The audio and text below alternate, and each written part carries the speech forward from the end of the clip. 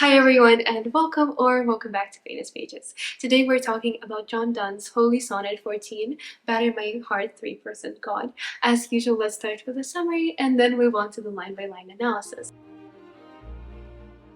This poem was written when John Donne was already quite well established as a priest, although, like the rest of the Holy Sonnets, it was not published until after John Donne's death. The structure here is a sonnet, which is unconventional for a religious poem, but it's meant to show John Donne's love for God. The structure in itself combines mixes of Petrarchan and Elizabethan sonnets, and the rhyme is A B B A A B B A C D C D E E. So the 14-line structure remains, it's just the rhyme that's slightly different, with conventions from both periods. The rhyming couplet at the end is typical for an Elizabethan sonnet, but the quatrain sestet is more typical for a Petrarchan. So in other words, it combines both forms to create something new, which I suppose is very much the message here, that the love for God is something new, something that's cannot be described and constrained by what we already know and have in our world. That includes sonnets. We also have a three-part structure with the sentences broken down into three main ones, and of course the number 3 is of particular importance to both Christian and Catholic religious beliefs. Three-person God, Holy Trinity, practices of religious meditation, particularly associated with Jesuit priests and also Catholic priests. And at this point of his life, John Donne is not in fact Catholic, or at least he's not in fact openly Catholic. He's a Protestant, because this period of English history, it was Protestant, and before that many people who were Catholic were persecuted, and in fact John Donne grew up in a family that still had people who practiced Catholic beliefs. His uncle was a Jesuit priest, in fact, and John Donne grew up seeing people he knew being persecuted for being for being Catholic, so persecuted for their religious beliefs. And really we see here that although in his later stages of life he decided to become Protestant, he would preach for Protestants, I'm not exactly sure he ever really gave up that part of him that was Catholic. And I think the themes that he covers in his poems and the way he goes about it is very demonstrative of that. The quatrain sestet structure as well. So the first quatrain is almost like the prelude, the first part, which considers theological issues. So it connects with the Bible, concrete scenes of the Bible, and the idea of preparing and sitting to meditate. And the second part is like meditation on your own sin and salvation. Finally, the sestet is the resolution, this final dialogue with God. And like is typical for a sonnet, we have iambic pentameter, but we also have a trochee. And the trochee is right at the beginning of the poem. Batter my heart, batter as in hit and blow. So straight away the poem starts with that from the onset, like the beating of a heart. And with that, let's dive into the line-by-line analysis. Batter my heart, three-person God, for you, as yet but knock, breathe, shine, and seek to mend, that I may rise and stand, overthrow me and bend, your force to break, blow, burn, and make me new. Batter my heart, bruise and beat my heart, land it a blow. The choking on batter really drives it home. It emphasizes that John Donne wants to be hit with the force that only God can provide. And the other emphasis within this poem is actually you. It's an emphasis that this poem is addressed not to anyone else, but to God. He doesn't even need to be named at first, it's just you. The use of you and not thou is also very interesting. It's less intimate, and it shows that it's someone like God who is powerful, so even though it's an address to God, there is still some level of distance between Donne and this powerful three-person deity. There is a lack of intimacy, and instead this is more about supplication, which is why he asked to batter his heart, to beat him, to make him anew. This you could also be because of the three-person God, so God the Father, the Son, the Holy Spirit. It highlights that this is perhaps a you not meant for one, but a you as in the plural you meant for three. And this three-person God is actually still very much a Catholic belief, which is what I was talking about in the beginning of the summary. Donne was truly a rebel and truly innovative for his time, so I have no doubt that he did manage to conserve some of his Catholic beliefs, and he wasn't really attempting to hide them all that much, I would say. And then we get this monosyllabic asyndetic list where he asks to be knocked, breathed, shine, seek to mend. So this is from the lexical field of craftsmanship. And I mean, isn't God the ultimate craftsmanship? Because according to religious belief, it was God who made the world. It was God who formed us anew. So essentially what he's saying is that you are the ultimate craftsman, so please, as you have made me before, as you have made me in the beginning, please remake me. Please make me anew. And I don't care if it requires force and it requires violence and power. I beg for you to make me a new person. It's the sense of God can make me better. It's referring also to this process of the creation of Adam. It's very much the language of the New Testament to have this focus on the breath of God, this idea that God can just easily breathe and make life without much effort. It's like that painting of the creation of Adam, that God needs only to stretch a finger to have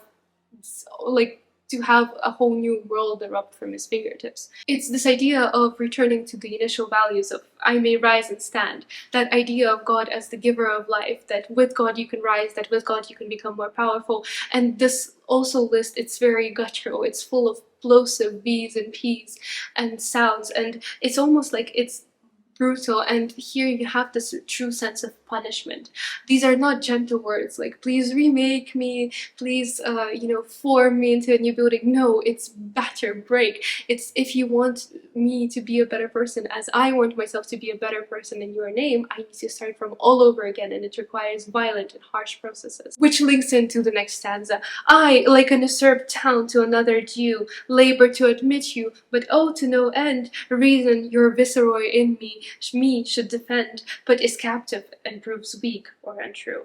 We go on to another conceit. We move on from this idea of a vessel, as was seen in the first conceit, and we are now onto the idea of sins in the second quatrain. Here he is imagining himself like a town that is under siege.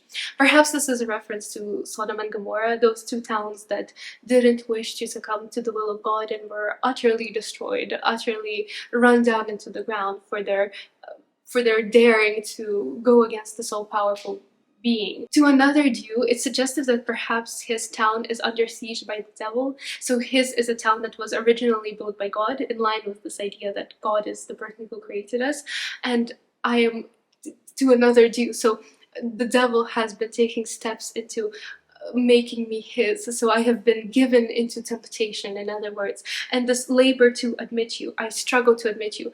Labor, the laboring artist, it's sort of actually like a sense that he is coming into him, taking you into my body. It's almost like that sexual scene as the poem moves into something that's supposed to show the love that he has for God. And it's interesting that he chooses these words that would have had connotations with more physical sexual actions at the time.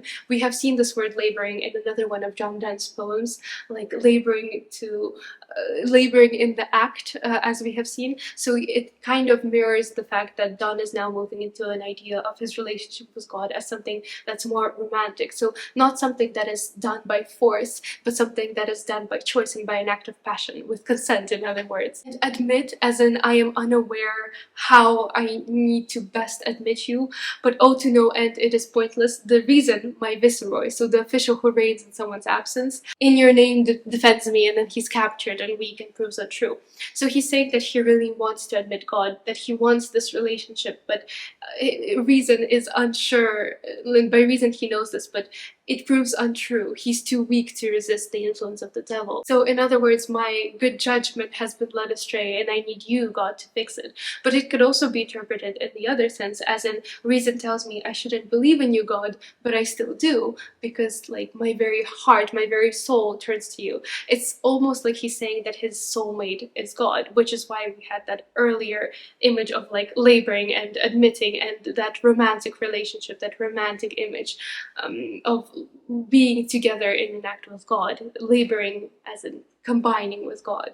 Yet dearly I love you, and would be loved fain, but I am betrothed unto your enemy. Divorce me, untie or break that knot again, take me to you, imprison me, for I, except you enthrall me, never shall be free, nor ever chaste, except you ravish me. Yet I love you, and would be loved fain, Fame, loved in return. So yet even with my reason leading me astray, even with my reason saying like it's not reasonable to believe in God, or it's more reasonable to have fun and to give in to temptation, I still love you dearly, but I am betrothed unto your enemy. So now we have this explicit reference to the devil, God's enemy. We now see that the siege was indeed about the devil. He's saying that he loves God, but that it's too late. He has already sinned. He has already been tempted. He has already been promised and married onto the devil with his actions. But he asks to divorce him, to untie, to break the knot. He's saying that only God can bring this connection, that although it's too late and he has made choices that marry him to the devil, because God is all forgiving, it is in God's power to break that connection with the devil. And it's crucial to note the use of the word again. So it's almost like God has already done this before, that he has already broken him out of this temptation. So he's asking to please break him out of this temptation again. And he's saying that I will then not be free. So like, in fact, I will not go astray again. I will not be free and wild, but only if you hold me close to you, only if you imprison me. And it's a real paradox that he can only be free when he's enslaved. And I think it's really important to consider what John Donne exactly means by this. Did he see himself as constrained in his new position as Dean of St. Paul's Cathedral? I suppose he very much did. Or was it really a constraint as he turned towards religion and realized that his previous life can be no more? It's interesting to think about what contextual factors went into the making of this poem. And it's interesting exactly to consider what Donne perceives as his relationship with God. So is it after all more romantic, or is it after all more dominating, or can it at the same time be both? I'll be interested to hear your thoughts in the comments, so please let me know. And with that, thank you so much for watching this video, and I will see you next week.